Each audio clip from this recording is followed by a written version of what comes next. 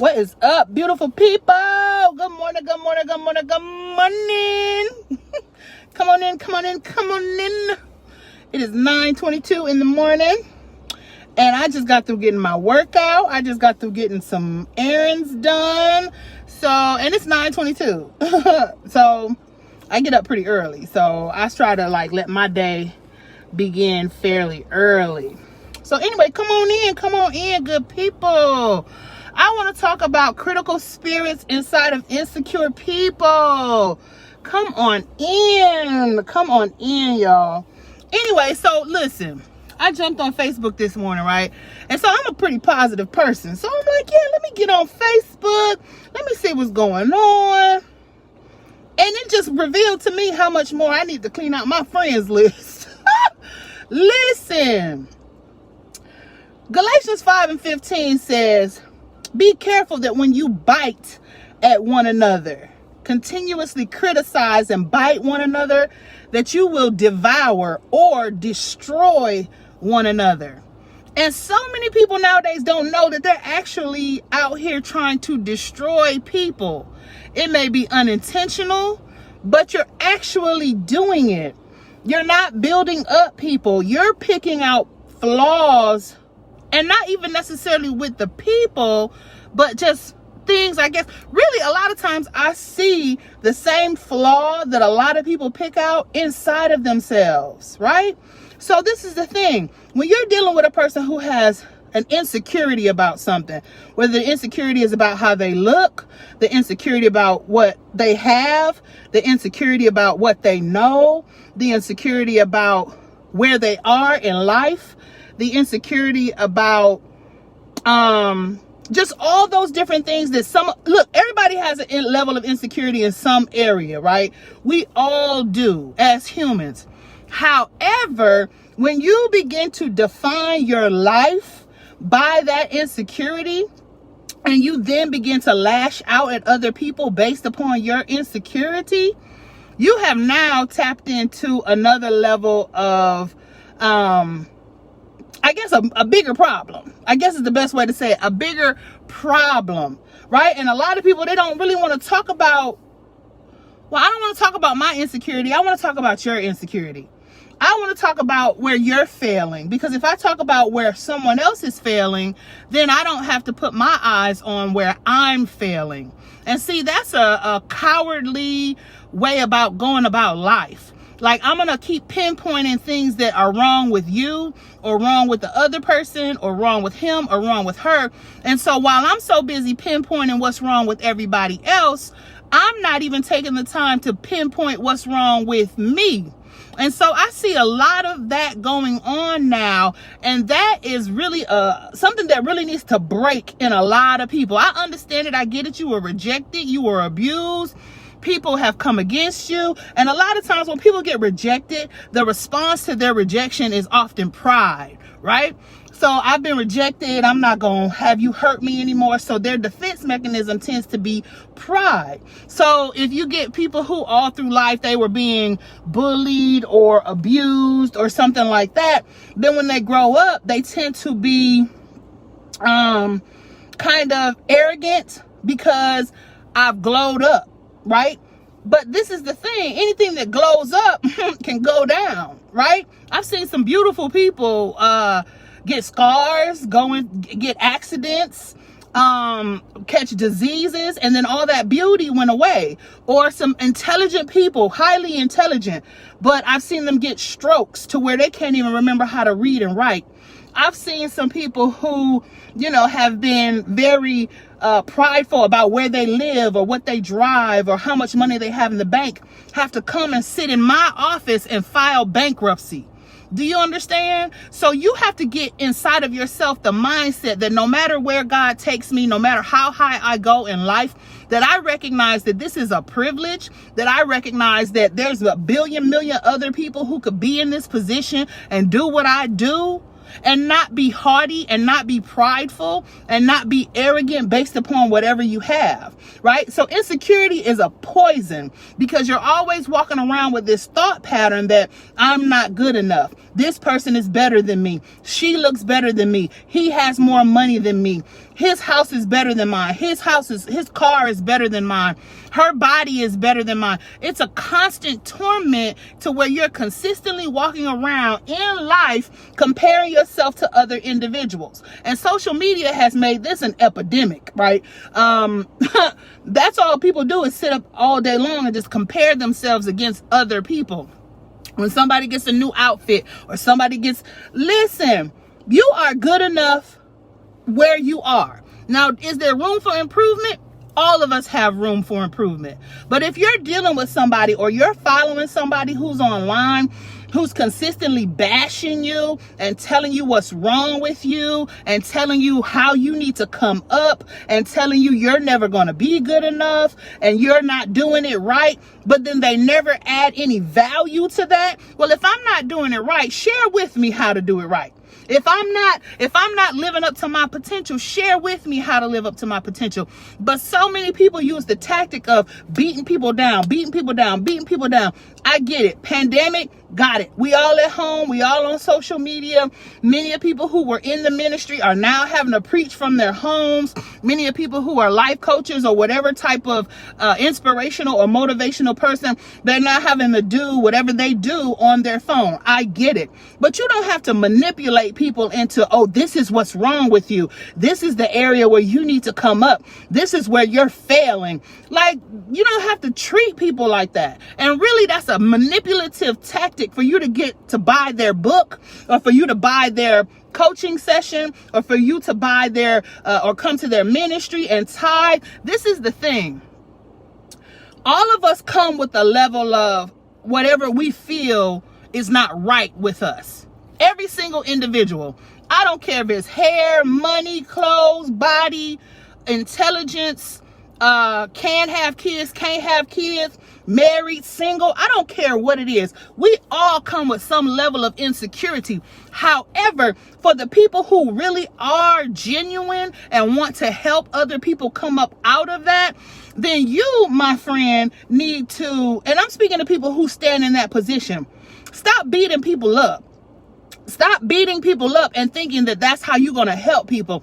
I get it. Sometimes we need tough love. Everybody needs tough love at some point in their lives. But being critical and trying to intentionally find everything that's wrong with an individual, that's a spirit. It's called a critical spirit, right? That's where I can look at a person. Instead of me, I compliment you. You could have came out the house looking all kind of crazy, right? You know you came out the house looking crazy. I know you came out the house looking kind of crazy.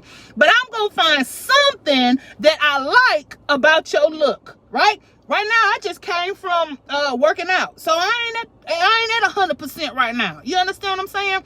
But if I came across a person, girl, how you doing? You looking good. You looking healthy. You looking blessed. The fact that you got up this morning, you look blessed to me. The fact that you ain't off in somebody's hospital, you look blessed to me. Do you understand what I'm saying? So you find an area to where you can continue to uplift people, not tear people down. I'm so tired of this critical spirit. I'm so tired of people trying to browbeat other people. I'm so tired of people trying to find what's wrong with somebody else. If we would take that energy that and I'm going to say we, because we all have done it at some point, or some of us are doing it now, or some of us will do it in the future. Me personally, I intentionally try to find something good about the people that I'm around. They could be, whoever they are. But I'm going to intentionally try to find something that's good about them. This is not the time to be tearing people down. Like right now, a lot of people are down and out. And you don't know what people are going through from one day to the next. But here you come with your mouth or your words or your Facebook status or your Instagram status or your YouTube video trying to tear people down. Trying to make people feel even lower than what they feel right now. Trying to make insecure people feel even more insecure. That's just a spirit, right? That's just I'm gonna call it what it is, because I don't wrestle with flesh and blood. I don't sit up and wrestle with people. I understand that there's spirits behind everything that when you deal with people and there's a confrontation and there's a combat and there's a tugging back and forth, that is a spirit that you are dealing with. You're not dealing with that person per se. It's just that that person houses that spirit. Do you understand what I'm saying? So with that being what it is, when I see a very critical, negative, not positive person and they're in my vicinity, oh, you getting ready to get positivity. You getting ready to get love. You getting ready to get kindness. Oh, I'm getting ready to share with you what you've been missing that has you acting the way that you act. That's how you combat that thing. When people come up against you and people come up and want to confront you about certain things, one of your biggest weapons is going to be silence. You don't have to respond to everybody about everything. Everybody's not even worth a response. Because sometimes when people feel like they can get a response out of you, then they feel like they've won. They feel like, oh yeah, I know what button to push from this point going forward. But this is the thing. Don't let people figure you out. Just be stable, right? Know that when things come up against you, well, this is how I'm going to act. You know, when you go out here in the world, I had to get to the point when all this stuff started. I'm like, God, why everywhere I go, I'm coming across just crazy people? And I'm not talking about crazy like, oh, how we use it jokingly. Y'all, I pulled up to a stoplight I'm pulling out of actually this parking lot that I'm in right now next to my mother's house. I pull out of the parking lot. A girl blows her horn. I guess I wasn't moving fast enough. I pull up to the light. She looking at me. Do you know this young lady jumped out of her car and came around to my car as if she was going to do whatever she felt like she wanted to do. So in my calm demeanor, because I'm a very calm individual, I said, ma'am, return to your car, because you don't want it to end right here in the middle of this street how it could end. And I said it just as calm and just as polite and just as nonchalant as I'm saying it right now. Ma'am, return to your car, because you don't want it to end in this street how it could end. And I said it just like that. This lady, she right? People are under pressure. People are under stress. People are going through. Some people are getting beat at home. I'm coming across so many women that are getting beat. I'm talking about not just pushing and shoving. I'm talking about beat at home. Do you understand what I'm saying? I'm coming across women who have children, that their children are being beat at home by either her or the guy who she lives with, sometimes not even her husband, because he's out of work. He's under pressure, so he's taking it out on her. He's taking it out on the kids. He's doing all these different things, and nobody understands that everybody is having their own level of pressure. Everybody is having their own level of, this is what I'm dealing with right now. Everybody is having their own level of, this is where I wish my life was different, right? So all this critical, all this trying to pinpoint what's wrong with people, especially if you're doing it just with the intention of selling something, with the intention of bringing people to your church. I can't stand when somebody who is supposed to be anointed by God stands up and the main thing that they're preaching about and the main thing that they're teaching about is how bad people are, or how you should not be with whoever, you shouldn't forgive, and it's just a negative connotation behind it, right? At what point do we stand up, especially the body, at what point do we stand up and we say, you know what? Everybody ain't gonna have it together on every single day. Can I extend a little bit of mercy? Can I extend a little bit of grace? Can I extend a little bit of care? Can I extend a little bit of love? Right? When will we begin to exemplify the things that we preach? When will we be able to exemplify the things that we stand up and sing to God on Sunday? A set of words are coming out of our mouth, but on Monday and Tuesday, a whole nother set of words are coming out of our mouth. We got to get to the point to where we really get authentic and genuine with a lot of the things that we do and say. Critical spirits. If you're dealing with somebody who is always criticizing you, I don't care if they're a friend, I don't care if they're family, I don't care if it's somebody who you follow online, if they're continually criticizing you, every time you look up, they finding something that's wrong with you. At what point do you tell me what's right with me? At what point do you tell me what's good with me? See, a genuine, authentic relationship with you, whether it's your pastor, whether it's your mama, whether it's your daddy, whether it's your friend, whether it's a business partner, whether it's a romantic interest, you can't find nothing good to say about me? Nothing? Then you don't need to really deal with me. If you can't find anything good, you can't, could you talk about how well I say the word cat? Give me some kind of encouragement. That's what a relationship should be based upon. A level of respect. A level of I see good in you. A level of I see you doing what you're doing. I see you trying to do better. I see you becoming a better individual. Right? These are the things that we should be able to identify in the people who are around us. And it's like, if people can't identify that in other people, then you need to stop. If all you got is the ability to criticize somebody, please let us know. The rest of us peasants, please let us know how you became 100% perfect. Because you have to realize this, especially when you're dealing with spiritual people, born again believers who have the Holy Spirit. The Bible tells you that every spirit can be tried, right? So the stuff that people put out on Facebook, the stuff that people put out on Instagram, the stuff that people put on YouTube, the stuff that people put out wherever, on billboards, on radio, on TV, be mindful. The spirit can be tried, right? So all you really got to do is ask God, what's the spirit behind this? And especially because it says in the last days, the very elect will be fooled.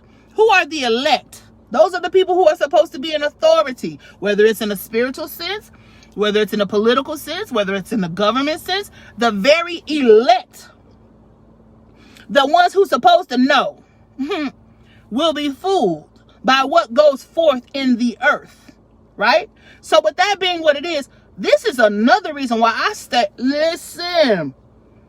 try to stay close to God, and I try to listen to God, because I recognize, God, it's some things out there. It's some manipulative, it's some controlling, it's some downright witchcraft people who will use words, who will use events, who will use circumstances to get your money.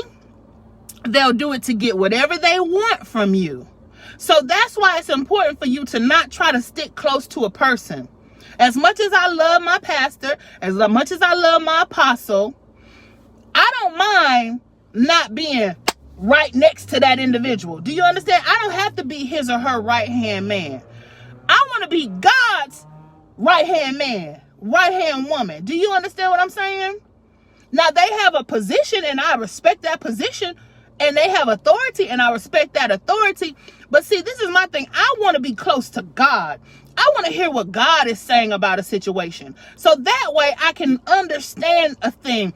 People have the ability to put on a facade. I told you I was a makeup artist for 14 years. I would transform people into, look. I look back on some of my work, and I'm like, I transformed that person from a that to a this, right? It's a lot of people who do that internally. If I'm around you, I'm going to be this. If I'm not around you, I'm going to be that. And that's okay. That's how a lot of people get through life. I'm going to be so honest with you. The more and more I life coach, the more and more I see how people have perfected the ability to be something when it calls for that thing, right? We all have. Think about it. When you go to work, I call it the AT&T voice. We all put on our AT&T voice, we consider that to be customer service. We consider that we need to sound like certain other people in order to be professional, right? That's not really how you sound, though. Or when I listen to some ministers or pastors and the way they speak normally, like in just a regular situation, but then when you get on TV or you get wherever, this a whole nother voice. I'm talking about a voice that I've never heard before. And theatrics. And if that's how you were taught, that's how you were taught. But my point is this. Let's get real, people. Let's get real. Let's get real. And let's stop criticizing everybody else. Let's take that same energy and pour it into criticizing ourselves. We're worried about why somebody wears what they wear. Well, what are you wearing, ma'am? What are you wearing, sir? What are you wearing? If you can't compliment it, or you're not going to buy them something else, why should it even matter to you? Because you're insecure about what you're wearing. Because what you're wearing may not be where you want it to be. Why do we get online and criticize women who, you know, if they want to wear a bikini and show all their cracks and crevices on Instagram, it's not my job to jump online and tell them, you ain't got no business doing that. You shouldn't do that. You shouldn't do that. You shouldn't do that. And then with the spirit behind it, because you can correct people in love. So a lot of us have forgot that part about the in love part. We just, I'm going to correct them. I'm correcting her. I'm correcting him. But we don't remember the part about in love, right? That's the part that gets a result. So if there's something that you want to see a person achieve, you want to see a person come up higher, you want to see a person shift their direction, start treating them and correcting them in love. Watch the result that you get. Instead of going to your husband or your wife and saying, you know what, you didn't do this, you didn't do this, you didn't do this, and a long line list of things that they did not do, start coming to them like, you know what, baby, I love the way you do this. But let me ask you this. Is it a way that we can modify a situation? Or your children? If your children aren't doing it the way that you want them to do it. My son, and I love my son. So now I got him doing chores, right? So one of his chores is to get the dishes out of the sink, load the dishwasher, and clean the sink. That's it. That's your chore. That's all I want you to do, right? Well, sometimes he just picks a dish up and puts it in the dishwasher. But it got all kind of water in it, all kind of food, instead of rinsing it out and then put it in the dishwasher, right? Or when he cleans out the sink, he let the water run for however many minutes, but I got to pay for water. So instead of me saying, you know what, you ain't cleaning that sink right, you're a terrible sink cleaner, I need you to do this, that, I don't talk to him like that. I say, Aiden, come here. Let me show you how I want it done. All right? I want you to do it like this, do it like that, and then just spray it down, and then there you go. And he may not even get it the first time. But I tell you this, he has been doing it much better. Much, much better because of my tone and the way I talk to him. Some of us got a problem the way we talk to people. Your mouth is sharp. Your mouth is brash. Your mouth is cutting. Your mouth is hurting a lot of people. Your mouth is being placed on people and you're talking about things that you don't have full knowledge of, and you are hurting and killing people internally. I'm going to be honest with you. And see, the problem is this. Some people fail to realize that when you're putting your mouth on people and you're talking about people and you're criticizing people and you're trying to intentionally find the downfalls and the faults and the flaws in people, whatever you sow in life, some people call it karma, but I don't practice the Hindu religion or Indian. Some people call it karma. In my life, I call it sowing and reaping. So the seeds of criticism that you sow into other people's life. Oh, I don't like the way she look. I don't like the way she talk. I don't like the way she think. I don't like what she do. I don't like how she act. Those same seeds that you sow in the ground, they will, not that they might, not that they may, not that they possibly, they will grow. And then you will find yourself in a situation to where you're being severely criticized. And you're like, well, where did this come from? Why don't people like me? Why don't this? Why don't that? Why don't this? Why don't that? You've sown some seeds. You've sown some seeds. So what I would suggest, stop sowing seeds of criticism, especially if you don't want somebody criticizing you. Right? Especially because it seems like to me the main people who say, I don't want nobody talking about me. But you talk about everybody. I be wanting to say that. But see, God, he been perfecting me in this thing. Lately, I've been doing this thing where I just do this. And that's like the Holy Spirit just closing my mouth for me. Because everything ain't to be said at all times. See, a foolish person, they just let stuff fall out of their mouth. I call it diarrhea of the mouth. That's what I call it. You just let whatever comes up, it comes out. You don't think about it. You don't process it. You don't care about how it may impact the other individual. You just know, I want to get this out and I want to get it out right now. That's not how it should be. Because you want people to consider how you feel. You want people to think about how they're impacting you. You want people to care about what they say and how they say it and the tone in which they say it. And I need you to be a little bit nicer to me. But then you're not nice to people. You're not happy. Your tone is not good with people. So how can you request or require all of these things from other people and then not give them to other people and then get mad when you don't receive them? Whether you're a Christian or not, it doesn't bother me. But what bothers me is for you to think that you can withdraw something that you've not deposited. That's theft. That's thievery and that's deceit. And it's a lot of thieves walking around. You've not poured into anyone. You don't show love. You don't show mercy. But then you want all the mercy. You want all the love. You want all of this from other people. Could it be you holding up your husband because you don't even know how to talk to people right? You're holding up relationships that you've been praying to God for by not even handling the relationships that you have now correctly. Come on, Tynisha. You want to have a good relationship. You want to be couples goals. You want to be relationships goals. But you've not even done the work to help yourself become a better individual. That's not how it works. That's you trying to withdraw without depositing. You've not tried to look at yourself and say, well, what is it about me that I can correct? How can I become a better individual? Can I change my tone in the way in which I speak to people? Can I be a little bit more merciful? Can I be a little bit more forgiving?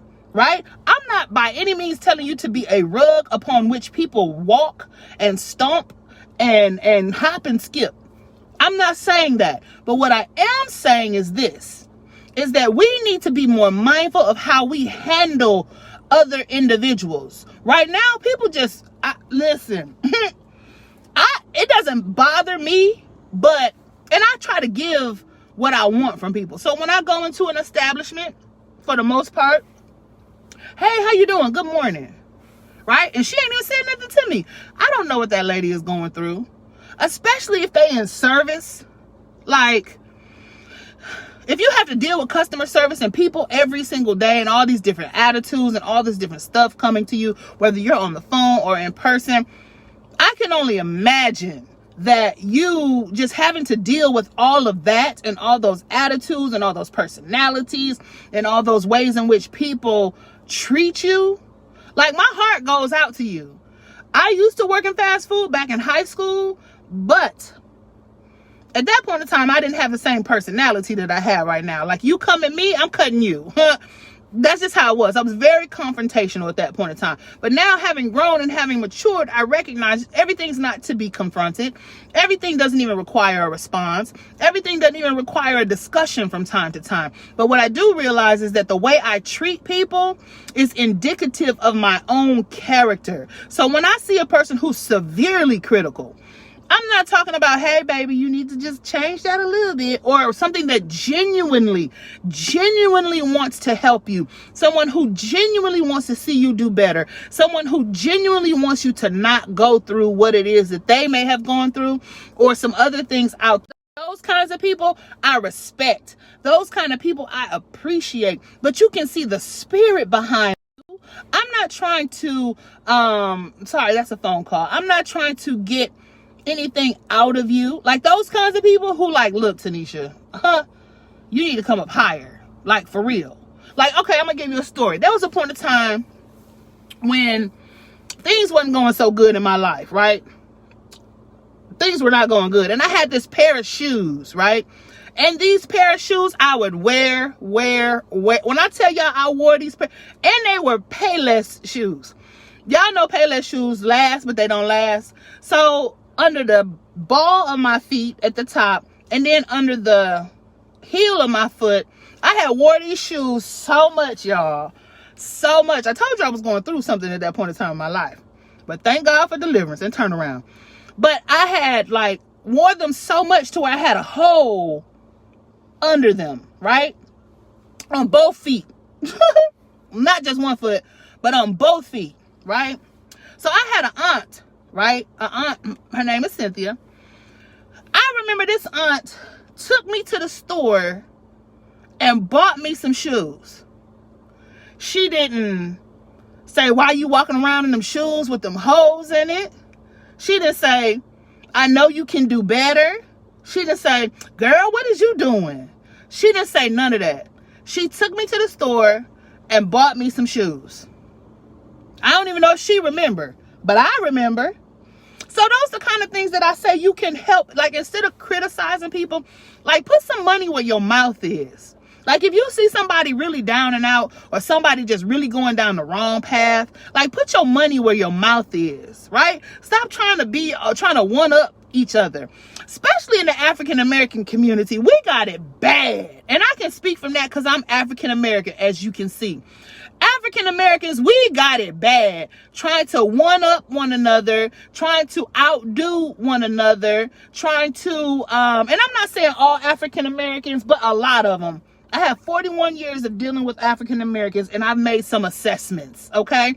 And not just broke ones, not just middle class, high class black folks too. So it's just like, why are you trying to always one up one another, right?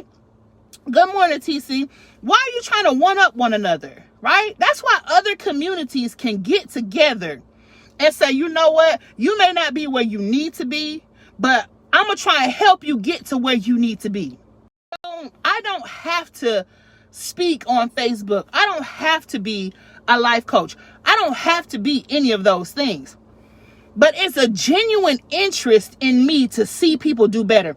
I have a whole group that I'm a part of, FFC Entrepreneurs Unleashed. I don't get paid a dime. I don't advertise my services in that group. Now, if somebody says, hey, can you help me? Then I'm going to try my best to help them. I give information. I pour out information. I research information because I want to see people who come into that group get some money, some business capital. Next week, we got a business credit workshop next Saturday. I don't get paid for that. But I want to see my brothers and my sisters, whether they white or black or whatever color comes into the group, I want to see them shining. Like, I don't want to be just the only one around here thinking like, you know what? I done made it. I done arrived. I done got what I wanted. No, I want to see other people grow. I want to see other people live. I want to see poverty broken off other families. I want to show people, hey, look, they giving away free money out here. All you got to do is make sure that you track how you use your money and you don't use it on frivolous things. right? That football player who got all that money, 75 million or whatever, and went out and spent that money from the PPP. See, them the kind of people that make it bad for the people who have integrity, or the people who want to do things the right way, right? It's some people out here who want to do things the right way. And so people who want to do things the right way, I'm going to be your number one cheerleader. You want to start a business? All right, we're not going to do hobbies. We're not going to be, okay, I'm just doing this just because I ain't got nothing else to do. No, we're going to go file that LLC.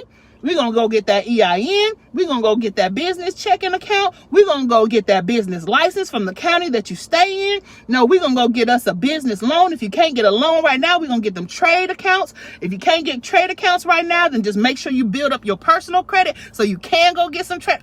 I'm going to take you step by step by step to show you, listen, I want to see you do better, and I don't want nothing from you. Do you know how many times I get on the phone with people just in general? This not even coaching. This not even being a lawyer. This ain't even being business-wise. This is, I just hopped on the phone with you because I wanted to see how you're doing, right? They like, oh my, I didn't think I was going to really get a chance to speak directly to you. Baby, I ain't no celebrity. I got a 1-800 number that comes directly to my phone. Do you understand? My phone number all over the world. I don't got no problem speaking to people. I'm not so high up that I'm like,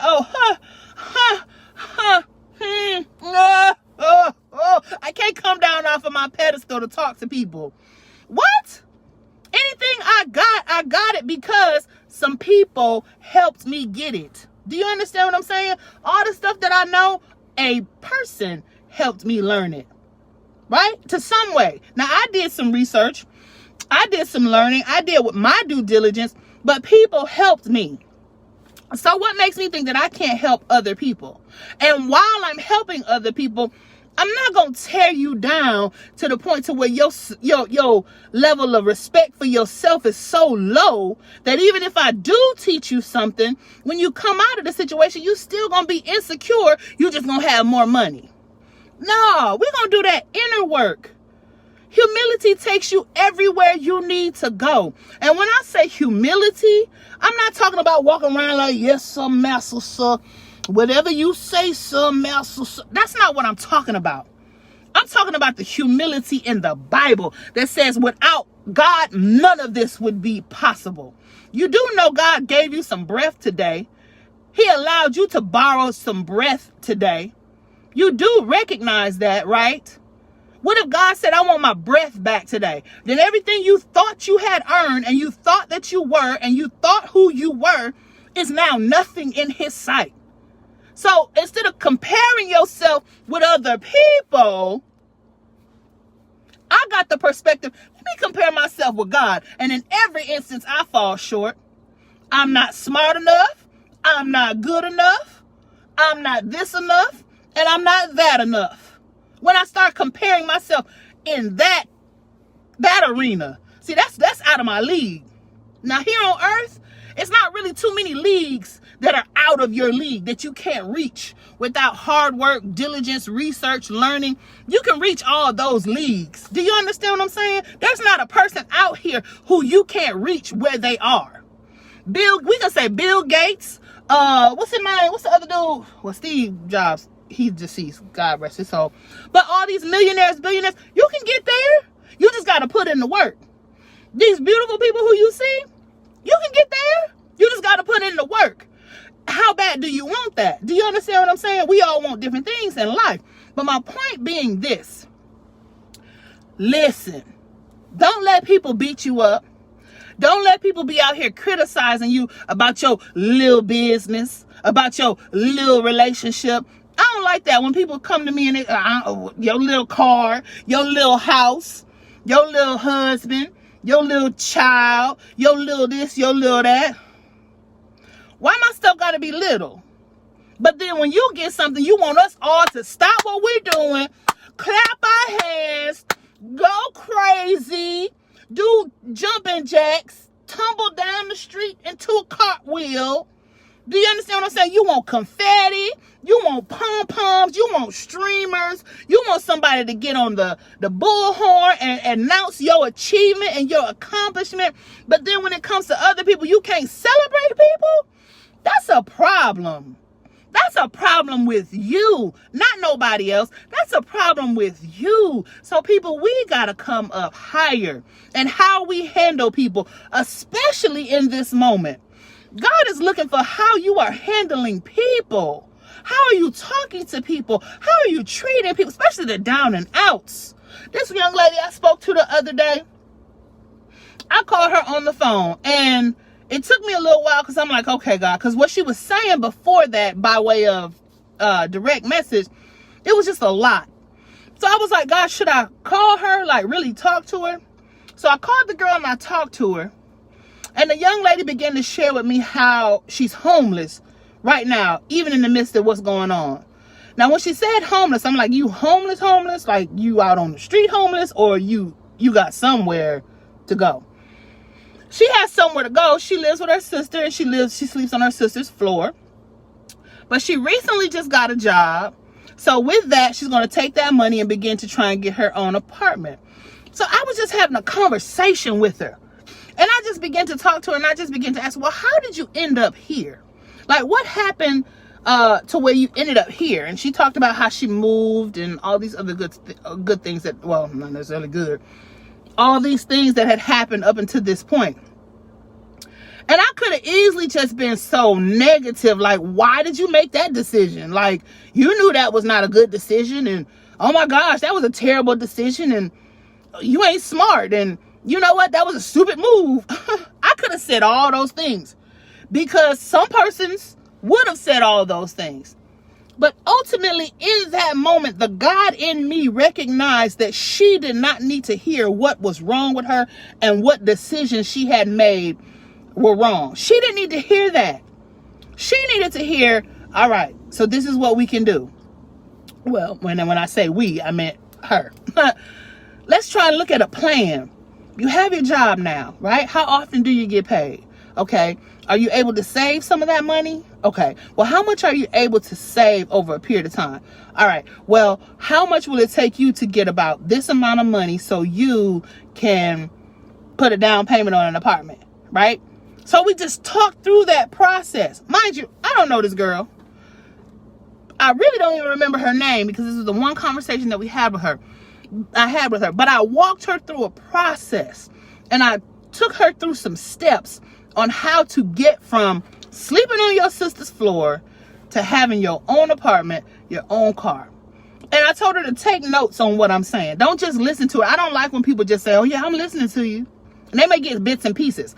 But when you start writing stuff down, just as a tutor and a teacher and a lover of knowledge, when you start writing stuff down, I don't know what happens. It just becomes cemented in your mind. It just becomes more cemented in your brain and in your thinking process. So with that being what it is, I said, write these notes down, take these notes. I said, and in a couple days, God is going to show you exactly who he is to you. She was crying, and, you know, it was a situation. And I don't even think she was really crying about anything I particularly said. I think she was crying because of where she was in life, right? But I assured her that where she is right now on that floor, that's not where you have to stay. And by gosh golly, you keep in contact with me, that's not where you're going to stay, right? My apostle posted something online the other day, and it talked about just keep walking. And so I replied to him, and I told him, I said, you know what? Those were the words that God whispered to me when I was standing in the WIC office applying for public assistance 10 years ago, when my son was first born, and I had my head against the stall and I was crying, because I'm like, God, how did I end up here? Not having the money to provide for my child, not having the money to do what it was that I needed to do as a mother. I didn't have it. I just didn't have it. I didn't have the job. I didn't have the money. I just didn't have it. So here I am applying for public assistance. Excuse me. And I'm sad. I'm depressed. I told my mom I'm going to go use the restroom. I'm in the stall bawling, crying, tears coming down my face. Because I'm like, how did I end here? I got a baby. You know, I have my son. I'm divorced by that time, or on my way to being divorced. And I'm like, and I'm just looking around me, and it just seemed like everything was crumbling.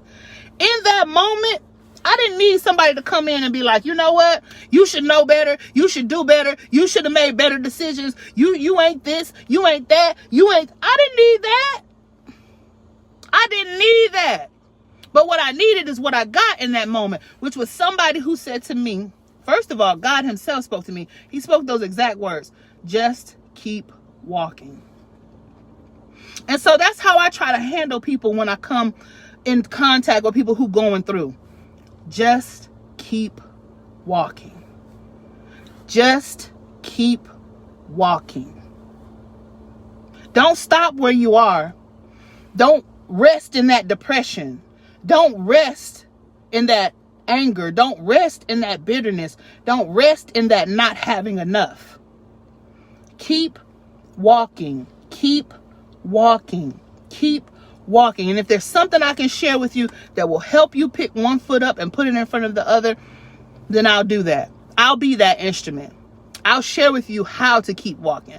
I'll share with you ways in which to keep walking.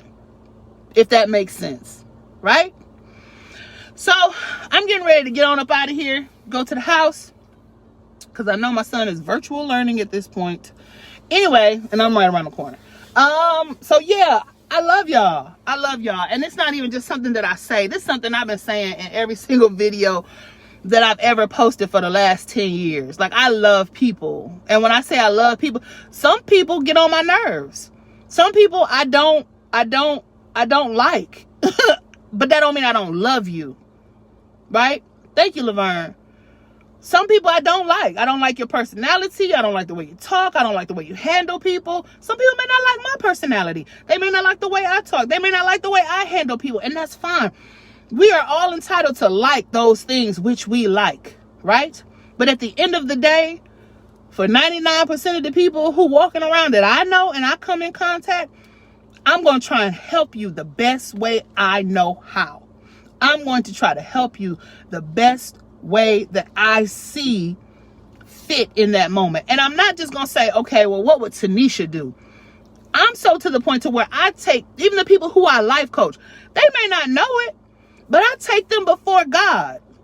I don't just sit on the phone with people and be like, you know what, you should do X, Y, and Z because I heard it somewhere on the internet, or because I heard somebody else say it, so I'm going to just tell you the same thing. I don't do that, because every situation is not the same. Everybody's situation is not cookie cutter, right? So I take people before God, and they don't even, some of them don't even believe in God. Some of my clients don't even believe in God. Some of them don't even, and that's okay. They can believe in who they want to believe in. But I just know who's carried me through. All right? And his name is G-O-D. Right? He has a son by the name of J-E-S-U-S. That's who carried me through. So that's where I get my source and my power, right? Now, where they get that source and their power, I'm not sure. But I still will consult my God and ask him for wisdom and knowledge and understanding on this particular situation that I'm dealing with right here. Even if the person is not a believer. Do you understand? That's how I operate and I function. Even when I'm dealing with non-believers. And I deal with a lot of non-believers. In every business that I've had, I deal with several non-believers. I don't try to infringe my belief upon them. I say what I feel.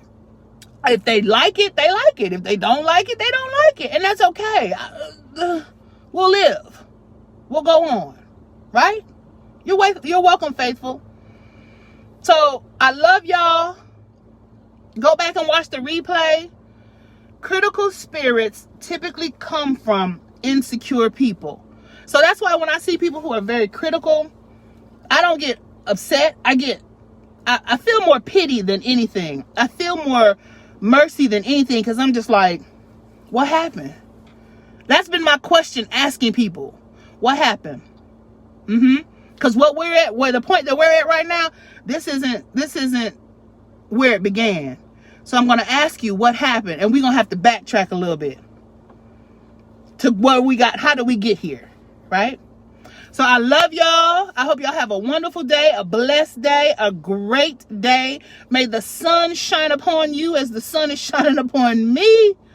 And until next time, like I said, give you a big old hug from afar.